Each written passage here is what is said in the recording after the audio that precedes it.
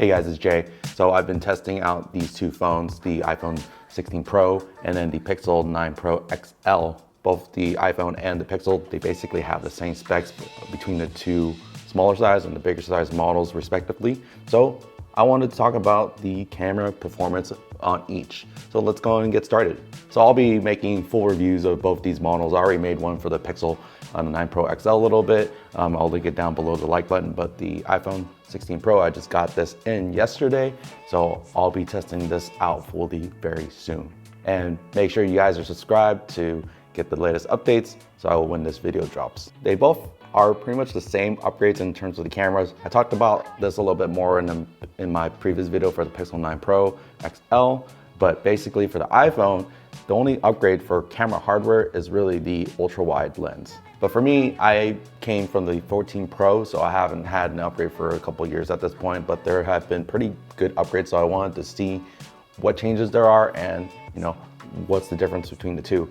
And for a long time, last few years actually, I haven't been using my iPhone to take pictures as much. I've been basically using the Pixel as my main photo taker. But for video, I've always gone with the iPhone for video. But this year, this might change. So I wanted to see how the photos and videos turn out on the new iPhone. And so let's talk about the iPhone. So the new iPhone has the photographic styles, which weren't new. They were already on the 14 Pro that I had already. But the difference this year is that they allow you more customization to change the tone, change the contrast, all that stuff in post or during. You can set it as your default profile. You can set a different mood as a filter. I guess it's more of an enhanced filter, but you can set them so that you can basically change how the iPhone photos look. And there's quite a lot of depth to it. And if you're really into it, you can do a whole bunch of stuff with it. But the Pixel doesn't really do that. It has this, Pixel look, as people call it, but basically it's a very HDR look. The color balance is on the cool side, so you won't get necessarily accurate colors. It's more of just, hey, this is a very high HDR-y, very cool tone looking photo, and it's great for just taking a picture, sharing it, and ready to go. But I think with the iPhone, I would have to say that the color science is a little bit better in terms of just the color balance. The contrast and stuff, all these smartphones, none of them are really, let's say, none of them are really accurate in terms of like real to life, in terms of contrast and HDR, because they apply so much HDR on these phones to get the shadows and the highlights controlled, but they don't really accurately depict real life, if that makes sense. So that being said, what do I think about the photos? Well, I'll put some photos here and videos and to kind of give you guys an idea, but basically it hasn't really changed. So iPhone has tend to go warm with the colors and then Pixel cool with the colors. So you won't see a huge difference there. But again, because you can change things in post and apply them to different photos, you can change it during, while you shoot and everything. And you also have the new camera control, which allows you to do all that stuff pretty nicely as well. So the Pixel hasn't really changed from year to year in terms of the software and how it takes pictures, but Google has been doing the AI stuff pretty heavily, so you can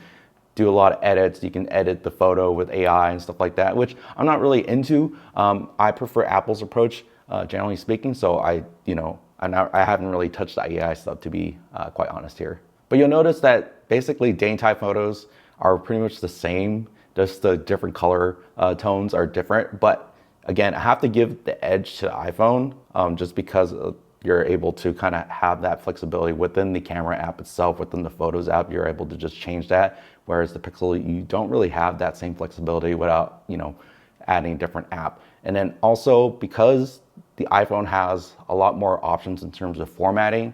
Yes, the Pixel has RAW format too, but then, so iPhone has a new format, which not a lot of people talk about except for Petapixel from what I've seen, but basically you can use the RAW format, you can switch it here, and you can select the new JPEG XL format that they've introduced on the iPhone, and they've been supporting on their Mac platforms and Safari. However, Google Chrome doesn't really support JPEG XL, which I don't know why. It's kind of weird that they're trying to push their own AVIF format, but I prefer this format. Hopefully it gets wide adoption because JPEG XL supports basically the future. It has a lot of technologies that I won't talk about here, but if you want to look at it, check out the Petapixel.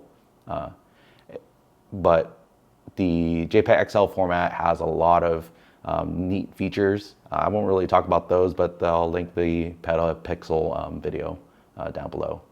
The reason why I've always kind of stuck with two phones, mainly an iPhone and the Pixel, is because, well, the Pixel takes pretty good photos. Just if I want to just point and shoot, take it, upload it, whatever, I'm good to go.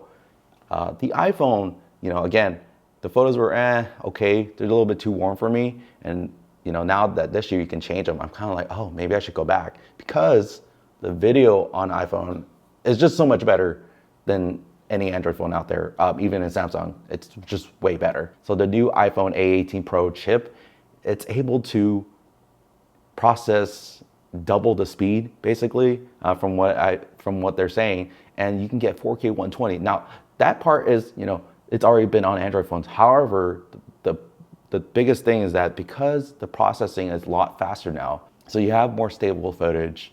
You can see in the video that it's much more stable. And I'm here in Texas, and it's still pretty hot here. It's about 100 degrees, give or take. And so when I was filming this out, and you'll see that the video on the Pixel is just like, it stutters. And the iPhone doesn't, even though they both got pretty hot. So that tells me that the iPhone's still able to kind of thermal manage itself a lot better. The processing is able to handle the photos and videos a lot easier in terms of just processing speed and the stability of that. You'll see that the Pixel video is just shaky and it loses frames because it got hot. So for me, that's important because, well, I don't know about you, but if I want to take pictures to capture a moment, I can't go back with the Pixel, even with the AI stuff. You can't really do that in post if you have a stuttery video or a photo that's like not, that's blurry or something. So that's why I'm kind of like, man, like, yes, the Pixel does pretty well in everyday situation. I've been using all the Pixel phones since the Pixel 6 up until now. And so I'm like, man, but if it doesn't perform as well in heat or like in other stress conditions, I might have to just stick with the iPhone for everything at this point. Those are initial impressions and kind of like my first thoughts about these two phones in terms of the camera. But let me know what you guys think down in the comments below. And but with that, I hope you guys enjoyed this video. And again, I'll have more videos coming out soon for both these phones. And yeah, I'll see you guys later. Peace.